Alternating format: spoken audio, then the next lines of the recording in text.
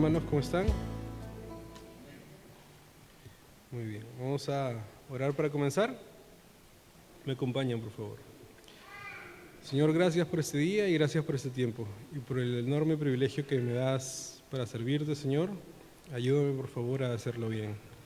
Pon en mi boca tus palabras, Señor, y úsame este tiempo como instrumento útil para ti, Señor, pero inútil por sí solo. Señor, te rogamos que nos acompañes, Dios, a cada uno de mis hermanos que están aquí, Señor, puedas darle tu entendimiento, Señor, y puedas quitar de ellos cualquier distracción, el celular o el pensar en otras cosas, Señor. Ayúdanos a concentrarnos para aprovechar este tiempo que tú nos permites tener como iglesia, como familia, Señor, y sobre todo para que tu mensaje y tus palabras, no las mías, para que tus palabras sean las que retumben en nuestra mente, en nuestra conciencia y en nuestro corazón. Gracias, Señor. En el nombre de tu Hijo Jesús. Amén. Muy bien. Ya llegamos al capítulo 7 del libro, ¿no? Guerra de Palabras. Un libro bastante interesante, basado en lo que decimos y en cómo nos comunicamos con nuestros compañeros. ¿Pueden tomar asiento, hermanos? Y vamos a conversar un poco sobre el capítulo de hoy. El capítulo de hoy se titula Hablando por el Rey. Hablando por el Rey. Es un tema bastante interesante, pero sobre todo creo yo que confrontante. Es un tema que nos va a llevar a pensar en cómo estamos respecto a lo que la Biblia dice, respecto a lo que Dios demanda de nosotros. Ser cristiano es algo muy difícil en el mundo de hoy. A la vez también es fácil cuando se es cristiano no por sí mismo, sino cuando se abandona a Dios, ¿no? Deja sus fuerzas y le pide fuerzas al Señor, y Él es quien pone el querer y el hacer en nosotros por su buena voluntad, como dice la palabra.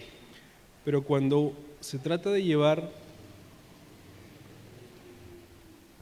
en mis fuerzas y a mi manera, es donde puede ser algo, desde muchos puntos de vista, inalcanzable.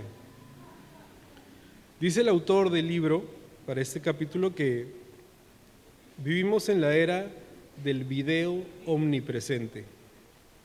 ¿Y a qué se refiere? Dice que es como si nuestras vidas estuvieran siendo retransmitidas en video. Probablemente hoy en día podríamos decir que por las redes sociales, ¿no? Las familias graban videos en sus días festivos, en las fiestas de cumpleaños, en las vacaciones, en los incidentes humorísticos, ¿no? Y creo que todos hemos visto videos graciosos en internet de alguien que grabó un video de algún amigo o incluso de algún familiar, ¿no? Inclusive, dice el autor, que se esconden cámaras de video en las casas para vigilar, por ejemplo, que la niñera haga bien su trabajo, ¿no? Y no abuse de los niños. Hay cámaras de seguridad en las tiendas, en los supermercados, en los bancos. Nada notorio ocurre en nuestras comunidades, por nuestras casas, en nuestro trabajo, sea una celebración, un desfile, una persecución policíaca, elecciones, accidentes, incendios, desastres naturales, sin que una cámara de video presencie y registre ese evento. Dice el autor que un día estaba parado en un muelle, observando a una persona grabar en video a los peces, cuando le vino esta pregunta a la mente del autor: si alguien viera el video de mi vida, ¿qué conclusión sacaría respecto a mí? Eso es lo que piensa el autor, ¿no? Y creo que en este momento toca hacernos la misma pregunta. Si toda nuestra vida, me voy a poner yo como ejemplo, si toda mi vida estuviera grabada en un video y uno de ustedes la ve, ¿qué conclusión sacarían de mí? ¿Tendrían el mismo concepto que tienen ahora, que me conocen parcialmente? Eso es lo que se preguntaba el autor. ¿Para quién dirían que estoy viviendo? ¿Y cuál dirían que es mi misión en la vida? Porque una cosa es lo que yo les puedo decir acerca de mí, pero otra cosa es la conclusión que ustedes podrían sacar si vieran toda mi vida en un video. Y dice el autor que incluso su mente fue más allá. ¿Cómo verían mi interacción con la gente? Por ejemplo, ¿qué dirían de la manera de cómo trato a mi familia? ¿Qué conclusión sacarían acerca de mi matrimonio, mi paternidad y mis relaciones con los vecinos? ¿Para quién concluirían que estoy viviendo? Y luego dice el autor, como consejero, descubro que cuando alguien me cuenta su historia, a menudo son mucho más buenos para describir las acciones, reacciones y palabras de los demás que las propias. Frecuentemente digo, ¿sabes? Hemos estado viendo el video de tu vida, pero hay algo curioso acerca de él. No estás en él. Está toda la gente importante de tu vida con sus reacciones, sus palabras, pero tú no estás. Vamos a girar la cámara hacia ti para ver cómo tú estás lidiando con todo lo que está pasando en tu vida. Veamos qué es importante para ti y cómo lidias con las situaciones y relaciones que encuentras cada día. Entonces el autor, como consejero de otras personas, dice que cuando la gente viene a pedirle un consejo acerca de una situación, muchas veces todos nos enfocamos en los demás, más que en nosotros mismos. Es más fácil describir lo que hacen otras personas, incluso calificar o criticar si está bien o está mal, que describir lo que nosotros mismos hacemos. ¿Por qué hacemos lo que hacemos? A veces solamente pensamos que actuamos o reaccionamos sin pensar. Sin embargo, es imposible reaccionar sin pensar. Toda acción parte o nace de un pensamiento. A veces no somos conscientes o no queremos ser conscientes, pero el autor dice que es como si estuvieras grabando tú el video y enfocas a todos menos a ti mismo, ¿no? El autor dice, vamos a voltear esa cámara y vamos a enfocarnos a nosotros mismos a ver cómo es que estamos reaccionando. Y me gustaría hoy que nos enfoquemos en nosotros mismos. Seguramente a lo largo de lo que vamos a compartir puede venirte a la cabeza alguna situación de alguna otra persona, de tu familia, tu esposo, tu esposa, tu primo, tu amigo, tu vecino, o la persona que está sentada a tu lado tal vez. Pero vamos a enfocarnos en nosotros mismos primero, a ver cómo nos va. Entonces, si vieran un video de tu vida, poniendo atención especial en tu comunicación con la gente importante para ti, ¿qué encontrarían? ¿Qué pensarían que estás tratando de lograr? ¿Qué conclusión sacarían de lo que es importante para ti? Este capítulo se trata de la misión de Dios para nuestros labios. Comienza este libro, Guerra de Palabras, diciendo que nuestras palabras pertenecen al Señor, fueron creadas por Él y existen a través de Él, y deben ser usadas para Él. Se nos da la habilidad de comunicarnos entre nosotros, con otras personas, para que nuestras palabras nos ayuden a realizar su obra y traer gloria a Él. Él es la fuente, criterio y la meta de todas nuestras palabras, o debería serlo. Él es el Señor de nuestras bocas, por tanto es vital que tengamos un sentido claro de su propósito para nosotros en esta área. ¿Ustedes consideraban, habían pensado en que hay un propósito de Dios para lo que hablamos, para las cosas que decimos? Es interesante, ¿no? Porque en la medida que uno profundiza en las Escrituras, mientras más sabes o más llegas a entender acerca de la Biblia, más te das cuenta de que no sabes nada. Más te das cuenta de que te falta un montón por aprender, un montón por entender, y que hay cosas tan complejas que a veces no se va a tratar de entender, sino simplemente de obedecer y confiar en que la sabiduría de Dios le permite tomar decisiones correctas para nosotros. Entonces, dice el autor que nosotros necesitamos tener un sentido claro del propósito. para esta área. Y una vez lo hagamos, necesitaremos revisar nuestros propios videos y preguntarnos si estamos hablando por el Rey o no. Cuando hablamos de la misión de Dios para nuestros labios, estamos hablando de una responsabilidad que se nos ha encargado, una misión. ¿Y qué cosa es una misión? Es un conjunto particular de objetivos que da una orden y un propósito a lo que hace una persona o grupo. Una misión da un orden y da un propósito para nuestras vidas, y en este caso, para nuestras palabras, y un orden, ¿no? Es una tarea especial, un llamado interno, buscar la realización de una actividad en particular. Nuestra pregunta es, ¿qué misión tiene el Señor para nuestras bocas? Necesitamos una respuesta clara a estas preguntas antes de considerar todos los pasajes bíblicos prácticos que tratan de la comunicación. También necesitamos ver cómo el gran engañador busca tentarnos para alejarnos de la meta de Dios para nuestras palabras. Entonces, vamos a abrir nuestras Biblias en 2 de Corintios, capítulo 5, versículo 11. Y vamos a leer desde el versículo 11 hasta el versículo 21. 2 de Corintios, 11 al 21. Y dice el autor del libro que ningún pasaje define tan clara y tan sucintamente la misión de Dios para nuestras palabras como este pasaje. Y la palabra sucintamente quiere decir que es algo explícito y claro, ¿no? Que va directo al punto. Entonces, 2 de Corintios 5:11, ¿ya lo tienen? ¿Sí? Muy bien. Yo lo tengo en la versión, la Biblia de las Américas, por si notan algunas palabras distintas, ¿ok?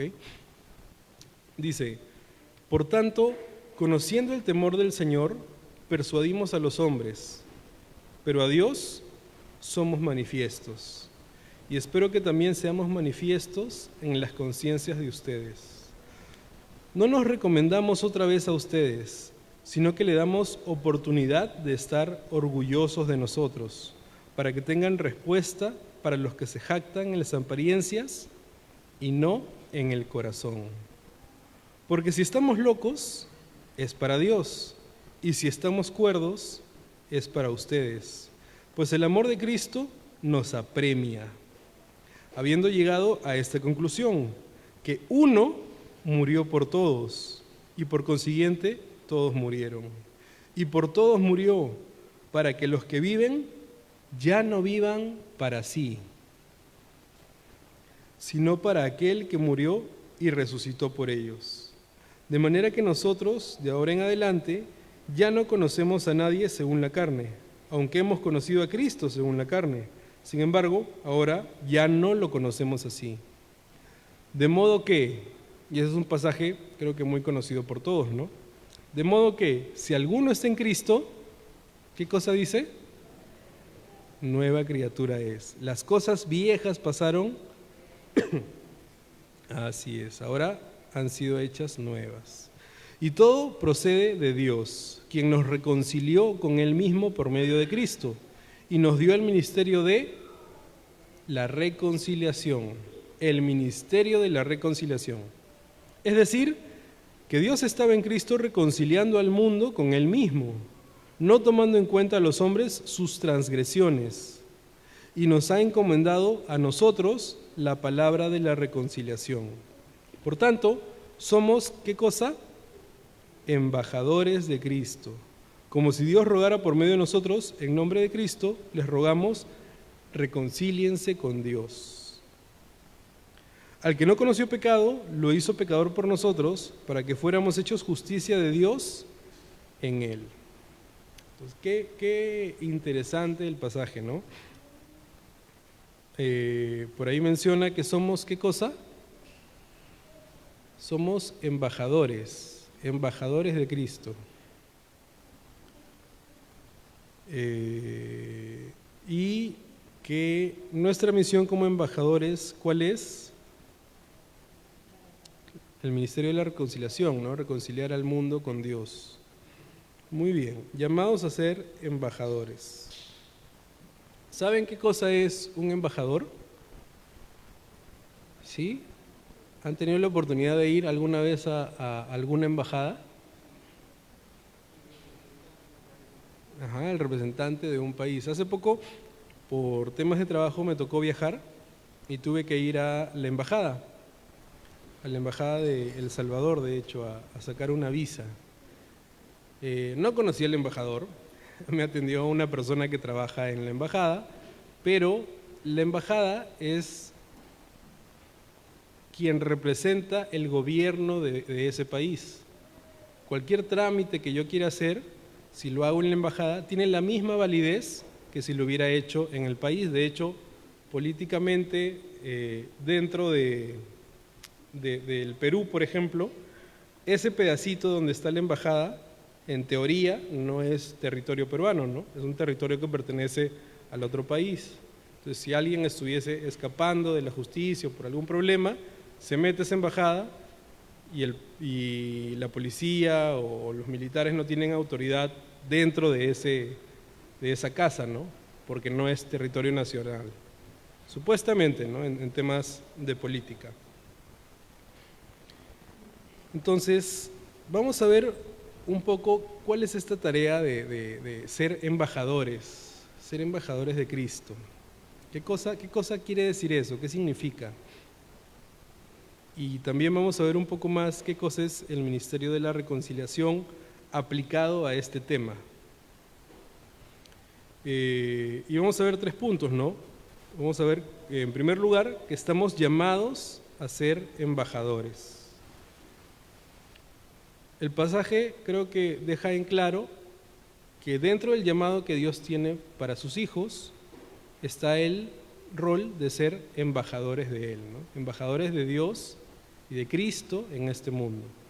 Luego vamos a ver cuál es la misión del Rey, cuál es esa misión que tenemos como embajadores, y finalmente vamos a ver cuál es el método del Rey para llevar a cabo esa misión. Porque el cristianismo es más complejo que cualquier otra religión, ¿no? ¿Por qué? Y es más difícil. ¿Por qué es más difícil o más complejo? Porque a veces en otra religión tú solo tienes que cumplir con ciertas cosas, ¿no? No soy muy experto en otras religiones, pero varias veces he escuchado que para los católicos, por ejemplo, cuando van y se confiesan con el padre de la parroquia, el padre les da una penitencia, ¿no? ¿Cuál es esa penitencia? 10 Padres Nuestros, 15 de María y una cantidad de rezos que tienen que cumplir. Incluso recuerdo que alguien me explicó que el rosario, cada bolita que tiene es para orar, hacer un rezo repetitivo, ¿no? Y tiene creo que de diferentes tamaños, y los chiquitos es un rezo y el grande es otro rezo, de ahí otra vez repite los chiquitos y así le das toda la vuelta. Entonces, de alguna manera se puede entender que con que tú cumplas con eso, pues ya perdonado, ¿no? Ya cumpliste, ya estás bien. A pesar de que hayas actuado mal, ya cumpliste y ya se te perdonó. ¿Te arrepentiste? No sé, pero ya cumpliste. En cambio, en el cristianismo no se trata de eso.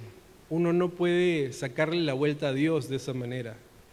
No hay ese vacío legal que a veces tratamos de encontrarle a las cosas, ¿no? Entonces, como a veces pasa en el trabajo, un poco en broma, pero que también sucede en la vida real, ¿no? A veces pido algún reporte a alguien de mi equipo o a alguien de otra área y me dice, no, sí, de todas maneras se lo envío el viernes. Pasa la mañana, pasa el mediodía, pasa la tarde y no me envían la información que había pedido. Ya se acerca la hora de salida y le digo, oye, ¿hoy día me lo vas a pasar? Tú me dijiste. Sí, pero pues es viernes hasta las 11 de la noche, ¿no? Hasta las 12 de la noche. 11:59 sigue siendo viernes. Entonces, es como que te digan, bueno, yo te dije el viernes, pero no te dije a qué hora. Entonces, siempre tratan de acomodar la situación para aunque no cumples, pero sí cumples, una cosa así media ambigua. En el cristianismo no se puede hacer eso. La Biblia es muchas cosas, pero no es ambigua. La Biblia es clara con lo que dice. Somos nosotros los que a veces nos cuesta entender o nos cuesta aceptar lo que dice la Biblia, ¿no? Y el autor cita un ejemplo que tuvo con su hijo, y quizás para alguno de nosotros pueda ser familiar. Un jueves por la noche fui al cuarto de mi hijo para saludarlo y discutir con él algunos arreglos que necesitábamos hacer para el fin de semana. Un papá yendo al cuarto de su hijo para hablar cosas de la casa. Toqué la puerta, entré al cuarto y encontré una escena de destrucción total. Un cuarto totalmente desordenado. No sabía cómo encontraba su ropa. Creo que todo su guardarropas estaba sobre el piso esa vez. O siquiera cómo encontraba su cama. Una esquina de ella asomaba por debajo de los escombros. Habían libros de texto, cosas de la universidad, calcetines, revistas, cosas de música, discos compactos, parte de un peine y un sinfín de otros objetos no reconocibles. ¿Alguien le ha pasado? ¿Alguien que tiene hijos así adolescentes? ¿Le ha pasado? ¿No? No los miren, no los miren. Mi ira y mi frustración fueron inmediatas. Recuerdo que pensé, está sentado en medio del desastre y no le importa para nada. Y el hijo saludó con bastante naturalidad. Y sentí que ya iba a explotar. Me olvidé de todo aquello de lo que le iba a decir o lo que íbamos a planificar, y en vez de eso me obsesioné con hablarle sobre la condición de su cuarto y de cómo era posible, y que eso seguro era un reflejo de la condición de su vida, lo cual realmente no era cierto, pero con enojo le recordé cuán duro yo trabajaba para proveer las cosas que tenía desparramadas por todas partes. Pregunté qué pensaría si su mamá y yo tuviéramos toda la casa de esa manera. Le di sermones, le hice preguntas para las cuales no le di tiempo ni siquiera de responder, porque terminaba una pregunta e inmediatamente comenzaba otra pregunta. Solo me estaba desahogando, dice el autor, ¿no? Le dije que no sabía cómo podía soportar estar en un cuarto así, porque yo no podía. Le dije que más le valía limpiarlo rápidamente y me salí del cuarto. Caminé por el pasillo sintiéndome enojado y vacío, y me dejé caer en el sofá de la sala.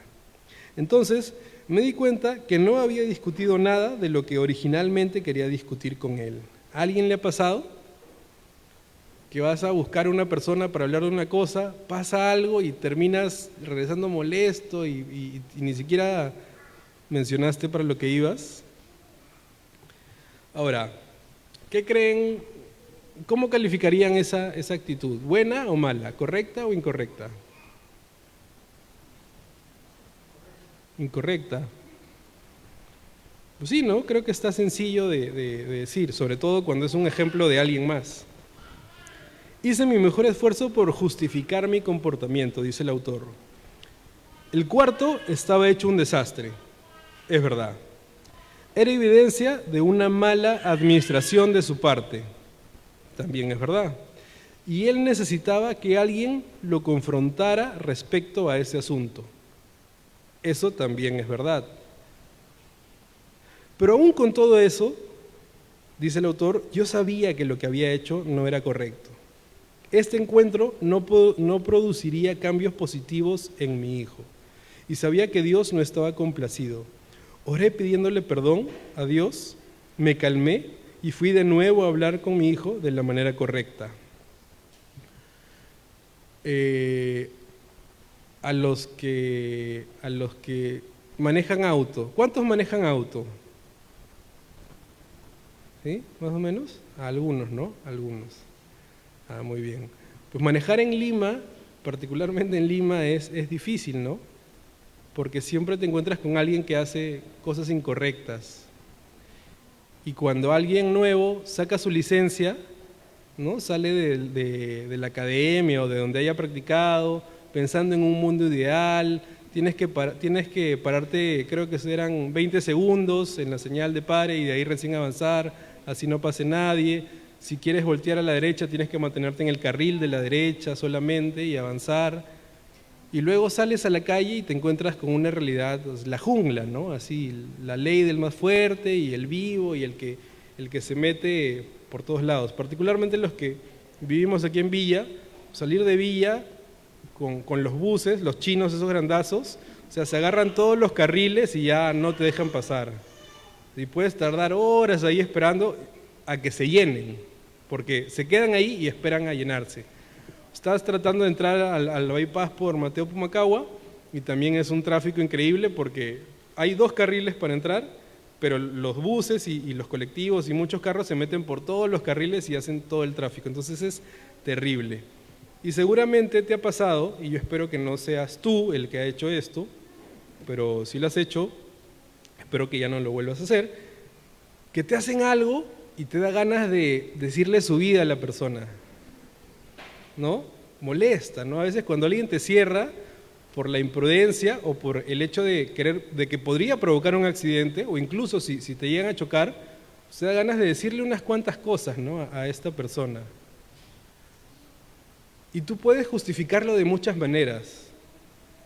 Lo que hizo estaba incorrecto, lo que me hizo estaba mal. No lo voy a felicitar, ¿no? Está bien que me moleste. Y lo justificamos, o sea, fue totalmente imprudente, alguien pudo haber muerto, pudo haber ocasionado un accidente. ¿Cómo es posible que siga manejando así y el policía que estaba en la esquina no hizo nada? Y muchas razones que pueden justificar esa reacción. Sin embargo, aunque trates de justificarlo, pues sigue siendo una reacción incorrecta. ¿Por qué? Porque ¿qué cosa es lo que tú buscas reaccionando así? Porque si tú le gritas a una persona o la insultas, sea lo que sea que le digas, no creo que esa persona se vaya pensando a su casa, hoy día me insultaron, creo que voy a dejar de manejar así. O sea, no va a pasar, ¿no? La persona no va a cambiar por lo que tú le dices. Entonces, lo que tú le dices no es para que esa persona cambie y sea un mejor conductor. Ese no es el propósito. ¿Por qué lo haces? Porque te molestó, para sentirte mejor, para devolverle de alguna manera el mal que te hizo esa persona. Porque quieres desahogarte, porque estás estresado, porque el trabajo no salió como esperabas, porque el día no va como tú quisieras. Entonces es una vía de salida. Entonces, regresando al ejemplo del autor, que fue y le gritó a su hijo y le dijo de todo. Luego dice que las palabras de Pablo en 2 de Corintios, lo que leímos hace un momento, explican al detalle lo que estuvo mal en mi conversación, dice el autor, ¿no? Aquella noche. Si es que queremos hablar a la medida de los estándares de Dios y de acuerdo con su diseño, necesitamos entender los principios prácticos que fluyen en ese pasaje. Entonces hoy día vamos a analizar ese pasaje. Necesitamos hablar con el entendimiento de que nosotros, ¿qué cosa somos? Según el pasaje, nosotros somos embajadores de Dios, ¿no? No somos cualquier persona, somos embajadores de Dios. Según ese pasaje, los creyentes somos embajadores de Dios. Y como embajadores representamos el mensaje, los métodos y el carácter de Dios en el mundo. Eso es lo que hace un embajador, ¿no? El embajador de un país representa al gobierno de ese país. Si el gobierno de ese país es comunista, es de derecha, son muy formales, son informales, tienen ciertas características, el embajador tiene que ir de acuerdo, tiene que llevar un comportamiento que haga un reflejo de lo que es ese país. Si es el embajador de Estados Unidos, obviamente tiene que hablar inglés. Puede que también hable español porque está en el Perú, pero también tiene que hablar inglés. ¿Por qué? Porque en ese país se habla inglés. Entonces, representa lo que es ese país.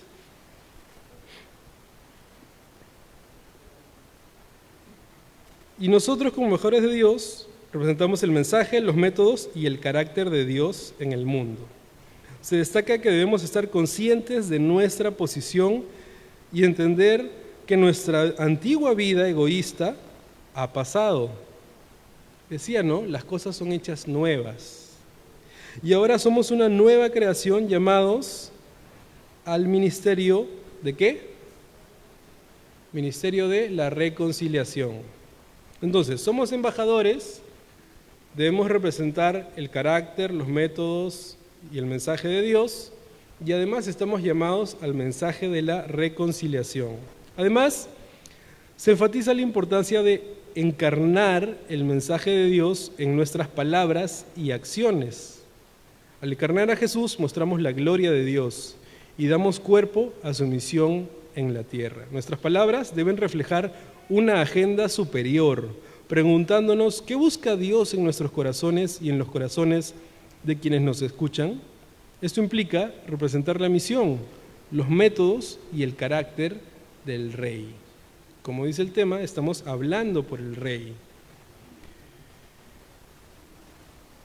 Como embajadores, también debemos considerar los métodos del Rey y actuar de acuerdo a cómo Jesús respondería en cada situación. Nuestro llamamiento es responder, actuar y hablar como Él lo hizo. Y finalmente, hay que destacar la importancia de reflejar su carácter, ¿no?, en nuestra representación, teniendo actitudes correctas, mostrando amor, compasión y humildad. En resumen, como embajadores de Dios debemos representar su mensaje, método y carácter en el mundo, lo que implica encarnar a Jesús, ser como Jesús. Los cristianos estamos llamados a seguir a Cristo. El seguir a Cristo implica querer ser como Cristo, querer parecerme a Cristo. No sé si han visto en la televisión o en internet que a veces hay personas que se hacen famosas porque se hacen muchas operaciones, cirugía plástica y un montón de cosas para parecerse a alguien a quien admiran. Me acuerdo hace tiempo, una chica que se había hecho muchas operaciones para ser como Barbie. Y había un chico que también se había hecho operaciones para ser como Ken. Había alguien de la India que se había operado para ser como Superman. Obviamente pues no se parecía tanto, ¿no? Habían algunos que sí se parecían y otros que no. Pero lo curioso, más allá de lo gracioso que puede ser esa situación, es que la obsesión de estas personas es algo bastante caro. Gastan un montón de dinero, $50,000, $100,000 o más, en todas las operaciones que hacen. O sea, es gente que realmente pues se obsesiona con parecerse a la persona, ¿no? De hecho, recuerdo que generalmente en el caso de los hombres, los que querían parecerse a Superman o a alguien así, generalmente pues el ideal de hombre es alguien así musculoso, ¿no? Con un cuerpo trabajado y con pectorales y abdominales y cosas. Pero estas personas dijeron, no, eso de ponerse a hacer ejercicio, mucha cosa, mejor me hago una cirugía plástica. Y se inyectaban los abdominales, los pectorales, el músculo, que en verdad no era músculo, ¿no? Nada más era algo que se metían en el brazo y ya daba la apariencia de que era gente fuerte, cuando en realidad no lo era, ¿no? Hace un momento les decía que el cristianismo es difícil en ese sentido, porque no basta con parecer, sino hay que ser. No sirve cuando uno dice las cosas de la boca hacia afuera. Tiene que ser de la boca hacia adentro también, en el corazón. Tú no puedes decirle a tu hermano te perdono y de ahí nunca más te vuelves a sentar con él porque en verdad sigues molesto. Pero como la Biblia dice que tienes que perdonar, ya vas y lo perdonas, ¿no? Tiene que ser un perdón genuino. No como en el colegio, en primaria, cuando los niñitos se pelean y llega la profesora y dice, ya, dense la mano y díganse perdono. Y los dos niñitos molestos se perdonan, pero igual siguen peleados. O sea, en el cristianismo eso no sirve, ¿no? En el cristianismo no sirve leer tu Biblia por cumplir, por ejemplo. ¿Tú lees tu Biblia? Sí, ya leí mi Biblia. Pero en verdad no te interesa entender lo que leíste. Solamente la lees casi como si fuera una cábala, ¿no? Para la buena suerte. Para que me vaya bien voy a leer mi Biblia antes de irme a trabajar. O sea, el cristianismo no funciona así. Es algo que va mucho más allá de eso. Entonces, ¿cuál es la misión del rey? Los embajadores necesitan hablar basados en un entendimiento claro de cuál es la misión, ¿no? ¿Qué cosa es lo que quiere hacer aquí en la tierra? ¿Qué cosa haría en esta situación, en ese momento? ¿Cuál es su misión? Y de nuevo, Pablo nos dice esto muy claramente.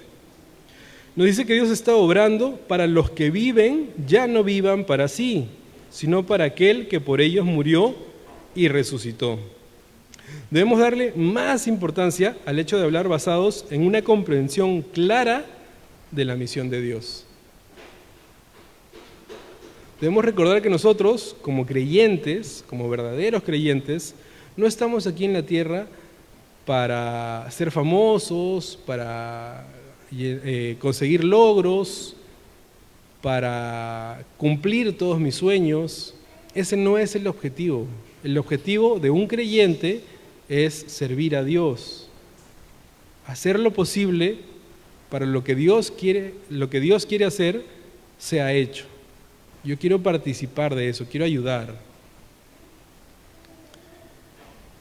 Como embajadores de Dios debemos enfocarnos en el corazón, que es el asiento de la adoración, ¿no? En lugar de centrarnos en asuntos físicos o de idolatrar la creación, ¿no? Todos los pecadores le sirven a Dios de alguna manera. Así como Adán y Eva, cada pecador tiene el deseo de ser Dios y de tener al mundo operando de acuerdo con su placer y voluntad. Una vez escuché una crítica de las películas de ficción, de las películas de superhéroes, por ejemplo, o de las películas de acción, que normalmente cuando a alguien le gusta mucho esas películas de acción, y suele ver muchas películas de acción o de superhéroes o cosas así, donde se ven personas muy fuertes, ¿no? que con fuerza logran muchas cosas. En el fondo, la mayoría de estas personas suelen imaginarse en esa situación, ¿no? ¿Qué cosa haría si yo tuviera esa fuerza, o si tuviera esos poderes, o si pudiera hacer las cosas de esa manera? Entonces, aunque no se lo digas a nadie, pues de repente cuando tú ves esas películas, te lo imaginas, ¿no? Te imaginas así, con un martillo dando vueltas y volando, o con un escudo, o haciendo cosas de gente súper fuerte. ¿Por qué? Porque dice que en el deseo, en el corazón, existe el deseo de querer ser Dios, de querer ser superior a las demás personas, de hacer así y que las personas hagan lo que tú quieres, porque tú tienes la razón, de querer sentirse superior al resto, ¿no? Y de tener a todo el mundo operando de acuerdo con su placer y voluntad. Sin embargo, Jesús vivió y murió y resucitó para destruir nuestra esclavitud ante este ídolo. Su meta para nosotros es que los que un día vivían para sí mismos se conviertan por medio de su gracia, para adorarle y servirle solamente a Él. Y a medida que nos cambie, seremos cada vez más como Él, seremos capaces verdaderamente de representarlo. Y como sus embajadores, seremos capaces de hablar de maneras que contribuyan con sus propósitos en las vidas de otros y en nuestra propia vida. Notemos que el objetivo de nuestra misión es el corazón, ¿no? Y en algún momento, hablando con mi esposa hace mucho tiempo, cuando discutíamos por algo, no me acuerdo por qué, pero me acuerdo que yo me molesté. Y creo que éramos novios todavía, nos habíamos casado y ya habíamos hecho planes un domingo para hacer algo. Y ella hizo algo y yo me molesté. Es más, creo que no fue intencional, pero a mí me ofendió y yo me molesté. Y como que, ya no quiero hacer nada ya. Y ella me pidió disculpas. Y yo le dije, pues ya te disculpo, ¿no? Pues ya, ¿qué más puedo hacer? No te puedo decir que no, tengo que decirte que sí. Porque estaba molesto, ¿no? Estaba molesto.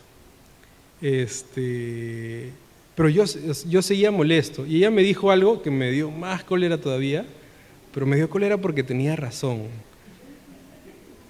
Me dijo, pero ya me disculpé, ¿qué más quieres que haga? ¿Quieres que me arrodille o qué quieres hacerme sentir mal o qué cosa quieres? Pero yo no era consciente en ese momento, pero cuando me dijo eso, me puse a pensar, ¿qué más quiero que hagas? Pues en el fondo yo quería que se sienta como yo me sentía, ¿no? Que ese mal que me hizo sentir a mí, o sea, esa molestia, esa incomodidad, que ella también la sienta. Y con mis acciones, mi indiferencia, o el decir ya no quiero hacer nada, pues también quería que se sienta mal. Eso era lo que yo quería en ese momento. Me dio cólera porque tenía razón, pues no era correcto lo que estaba sintiendo.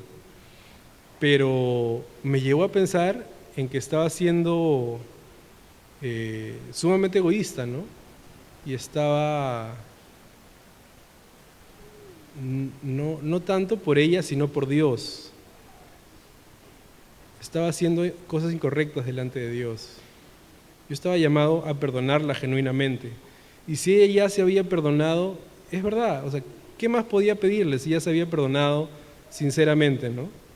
Lo que a mí me molestó, ya voy recordando, era que pues, su disculpa fue muy sencilla, ¿no? Bueno, sí, pues tienes razón, perdóname. O sea, pero me lo dijo así nomás y dije, no, pues no, o sea, llora, siéntete mal, haz algo. Porque eso es lo que quería mi corazón, eso es lo que yo quería ver, ese iba a ser mi deleite, que se arrepienta de lo que hizo. Pero ese soy yo, ¿no? Ese es mi egoísmo, esa es mi naturaleza caída. La Biblia dice que nosotros estamos llamados a algo mucho más superior a lo que somos.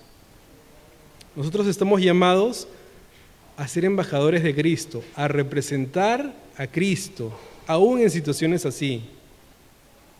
Aún con gente creyente o con gente no creyente, con gente que es nuestra familia o con gente que no es nuestra familia.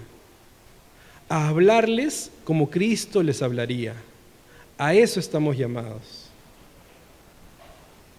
Dios está interesado en un cambio duradero en nuestros corazones y está dispuesto a permitir situaciones que revelen nuestros pecados para que podamos arrepentirnos. Esta semana mi esposa me compartió un podcast de un predicador y el pastor hablaba del testimonio, ¿no? De lo que es el testimonio y de rendir cuentas a la gente, y cita algo que le pasaba. Él estaba escribiendo la reseña de un libro, ¿no? Le habían dado un libro y le habían pedido que dé su opinión.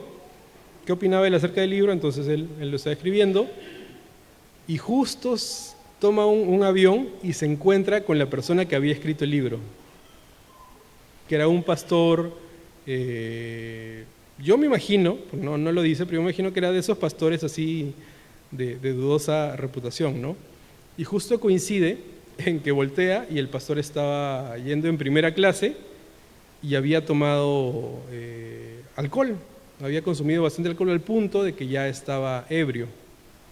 Y como estaba ebrio, pues hablaba cosas un poco fuera de lugar, ¿no? Y se da cuenta de que estaba él y va y le reclama y le dice cosas muy duras. Me imagino yo que con la intención de ofenderlo o de intimidarlo, porque ya antes había escrito malas reseñas de sus libros, ¿no? Entonces él lo ve así y pues trata de no perder la calma y le dice, mira, justo estoy escribiendo una reseña de tu libro, de tal libro.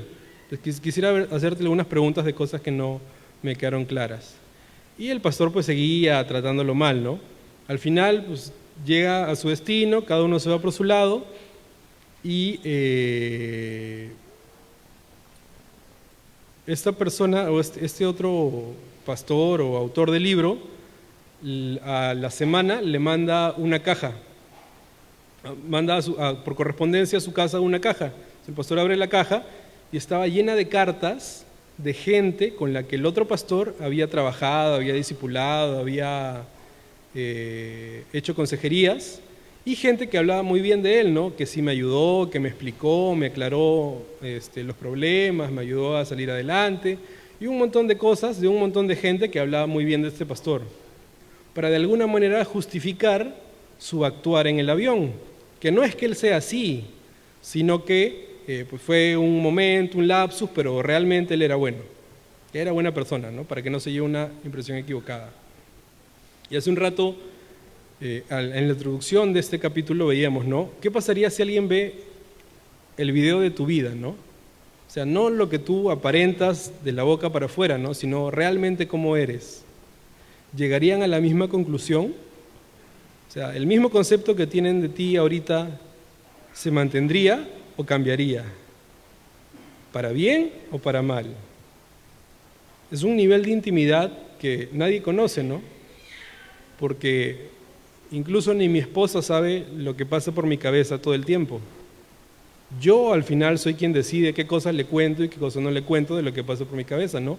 Pero nadie conoce realmente en lo profundo de mi ser cómo soy o qué cosa pienso.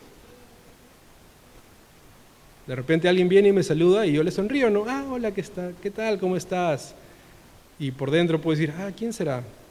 O puedo decir, ah, esta persona no me cae, pero igual, como es de la iglesia, lo voy a saludar bien. No vayan a pensar eso cuando lo saluden. Pero nadie sabe lo que pasa por mi cabeza realmente, solo Dios. Y Dios nos está llamando a que a ese nivel podamos reflejar a Cristo. Ahora, ya vimos que estamos llamados a ser embajadores y ahora vamos a ver cuál es el método del rey, de qué forma lo podemos lograr. Ya vimos cuál es la misión, qué cosas tenemos que hacer. Tenemos que ser embajadores de Cristo. ¿Qué cosa es ser embajadores?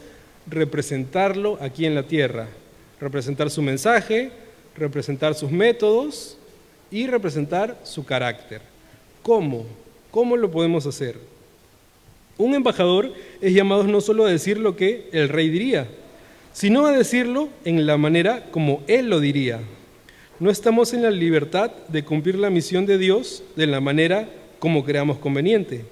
La manera en la que hacemos lo que nos llama a hacer debe ser consistente con su carácter y sus propósitos. De nuevo, esto es parte de encarnar a Cristo, ¿no? Nuestro método o nuestra manera de hablar debe reflejar la manera en la que Dios trata con la gente. Regresemos, dice el autor, regresemos al ejemplo de cuando fue al cuarto con su hijo, ¿no? No solo estuve mal con respecto a las metas que buscaba cumplir, también estaba mal en mi metodología. ¿Cómo estaba buscando producir un cambio? A través del enojo, la ira, la condenación, las amenazas y un ultimátum. Esas fueron mis herramientas, pero aquel a quien he sido llamado a representar no usaría esas herramientas. Estas no producen el cambio duradero en el corazón que supuestamente es mi meta. Como el miedo, ¿no? El miedo que podemos usar en el trabajo o con nuestros hijos, ¿no? Pobre de ti que que jales un curso en el colegio. Y eso incluso puede lograr un efecto positivo, porque el hijo se asusta tanto que se esfuerza por aprobar el examen y lo logra, o por aprobar el curso y lo logra. La pregunta es, ¿aprendió algo? Probablemente no, porque su objetivo no era aprender, su objetivo era que no lo castiguen. Entonces, ¿cuál es el objetivo con el que nosotros nos conducimos por la vida? ¿Cuál es el objetivo que queremos conseguir cuando tenemos alguna discusión o alguna conversación difícil?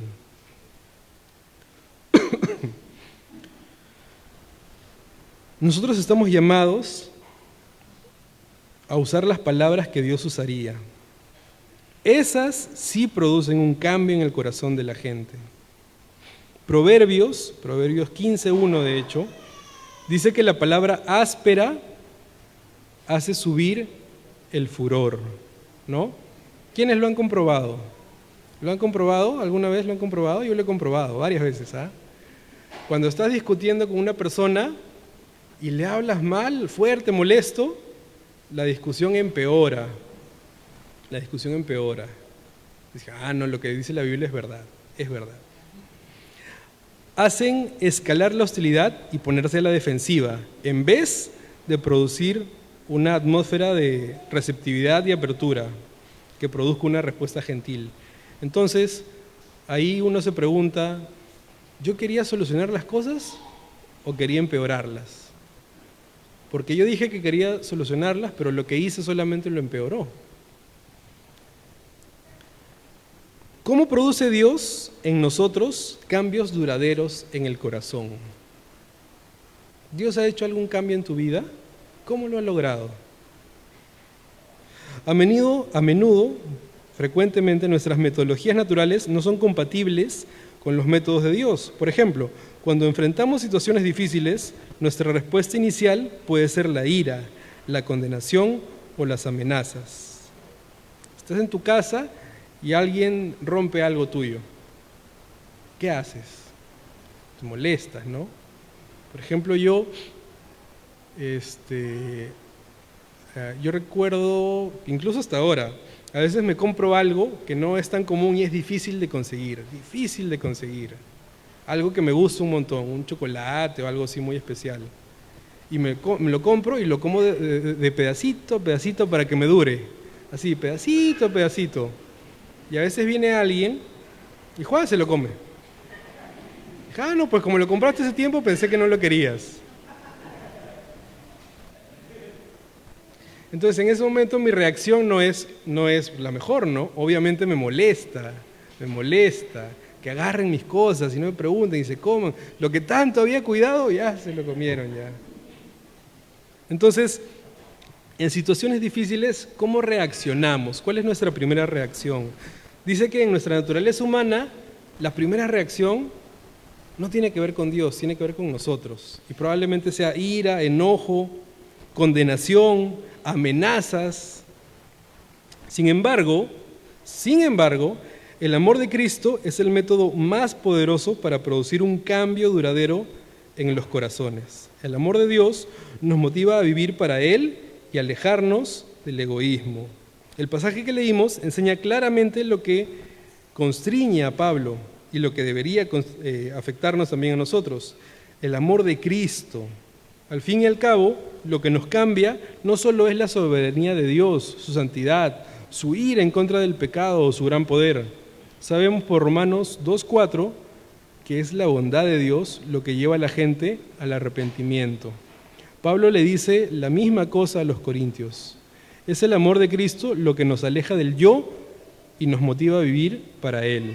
El amor glorioso de Cristo es el argumento más contundente para el cambio y es su medio más poderoso para lograrlo. Nuestros métodos de cambio deben incluir el sacrificio, el perdón y la reconciliación. Porque estas son las herramientas que pueden producir que nuestras palabras sean las de un verdadero embajador de Cristo. No podemos decir cosas que vayan en contra de estos principios. El sacrificio en particular es fundamental, ya que Cristo nos cambió a través de su propio sacrificio en la cruz. Como embajadores, debemos estar dispuestos a sacrificar nuestros derechos y comodidades por el bien de los demás. Y en el ejemplo que ponía hace un momento, es justamente eso, ¿no? Sacrificar nuestros derechos. O sea, era mío, ¿no? Lo compré para mí y lo estaba cuidando, pero lo sacrifico por el bien de alguien más. Porque mi objetivo no debería ser recriminarle a la persona, sino buscar que pueda tener una actitud correcta. Y por conseguir eso, puedo sacrificar mis derechos y mis comodidades por el bien de los demás. Piensa un momento en cada escenario y circunstancia de la vida. Hemos sido llamados a hablar de una manera que muestre el amor de Dios. Qué norma tan alta, ¿no? Qué norma tan alta. En resumen, como embajadores de Dios debemos hablar de acuerdo con sus métodos. Esto implica utilizar el amor de Cristo como el principal medio de cambio en los corazones. Primero en los nuestros y después en el resto.